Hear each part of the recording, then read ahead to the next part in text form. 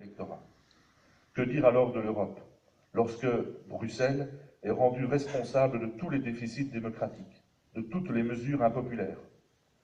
Il ne faut pas nier une certaine dérive bureaucratique ou technocratique, mais que reste-t-il à l'Europe lorsqu'elle est privée de toute ambition ou action politique? Il est plus facile pour de nombreux partis de surfer sur des slogans aisés, de jouer sur les peurs. L'immigration, c'est la faute à l'Europe, trop laxiste. L'inflation, la hausse des prix, c'est la faute à l'euro. On compare ainsi en 12 ans l'évolution de différents produits de base. Du temps du franc belge, aucun produit n'a jamais augmenté de prix. Les grandes puissances mondiales, États-Unis, Chine, Inde, Brésil, n'ont pas besoin de l'Europe. Les grands groupes financiers, les multinationales, n'ont pas besoin de l'Europe. L'Union européenne est pourtant le seul bouclier dont peuvent disposer les peuples de notre continent.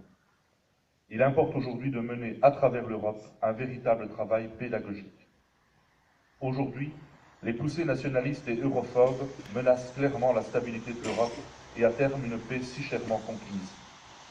Les populations ne peuvent plus comprendre que les mouvements politiques fustigent les politiques européennes pour remporter les élections et s'accommodent de celles-ci une fois qu'ils accèdent aux responsabilités.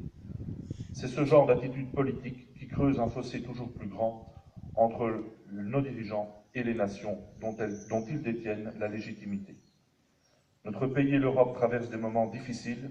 Plus que jamais, le dialogue, la solidarité et la confiance doivent rester des lignes de conduite ici en Belgique et en Europe.